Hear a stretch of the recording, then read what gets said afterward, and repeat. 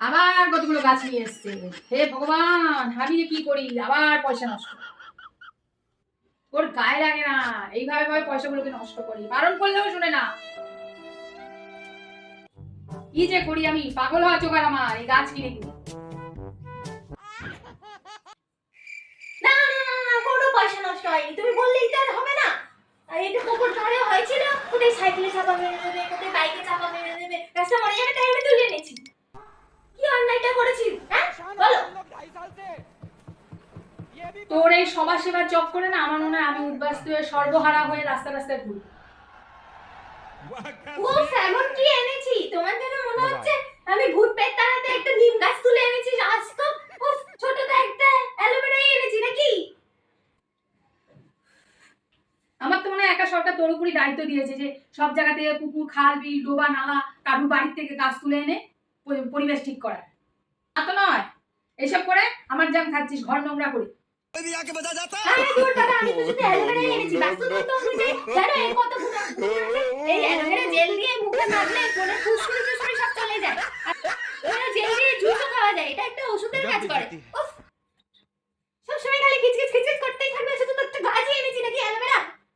তোর ওসব রাখতো, একবার বলি এই মানি প্ল্যান্টটা বসা, অনেক টাকা পয়সা দিলে অনেক কিছু হেল্প হবে, শোনা হবে। কিছু তো হয়নি, এইসবের চক করে আমি আরো সর্বশান্ত হয়ে যাচ্ছি তোর এই চক করে। আমার আর এইসব ভালো লাগে না, এই গাছ যেখান থেকে এনেছিস সেখানেই রেখে যা। গাছ অক্সিজেন দিচ্ছে, তাতে তোমার হচ্ছে না, গাছ আমার পয়সাও দেবে রবি।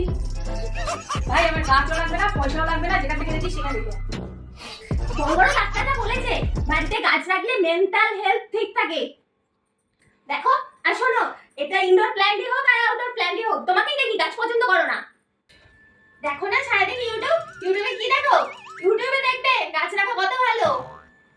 আরে তুই আমার ডাক্তারদের ফোন ধরিয়ে দিবি, আমি ডাক্তারদের জিজ্ঞাসা করবো। আর জিজ্ঞাসা করবো যে আগে শুধু মেয়ের সমস্ত কিছু টাইমে টাইমে দেখতে হতো, এখন গাছে তোর সবকিছু টাইমে টাইমে দেখতে হয়, এটার কিছু না। আরে বাবা, আমি তো কুকুর বিড়াল পুষছি না যে এখানে ওখানে পটি করবে, গাছ তো লাগাচ্ছি নাকি।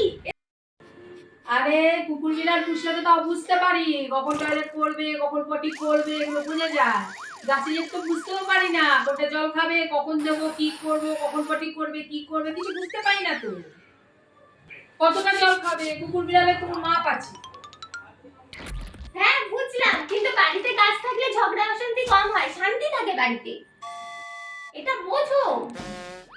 ভাই অনেক বুঝেছি ভাই, তোর বিয়েতে তুই মানি প্ল্যান্টের মালা বানিয়ে মালা বদল করিস, যাতে তোর ডিভোর্স টিভোর্স না হয়, শান্তিতে থাকিস। আমার তো আর সেসবের কোনো চান্স নেই, তাই আমার বাড়িতে এসব হবে না। আচ্ছা বাবা, ঠিক আছে ঠিক আছে, আর আমি গাছ আনবো না, এই গাছটা এনেছো ওটা ওখানে থাক। হ্যাঁ সে তো থাকবে, তোর এইসব গাছ পদ্ম এনে আমার ঘর ছাড়া রাখার তার মতো জায়গা নেই, তা কি করা যাবে?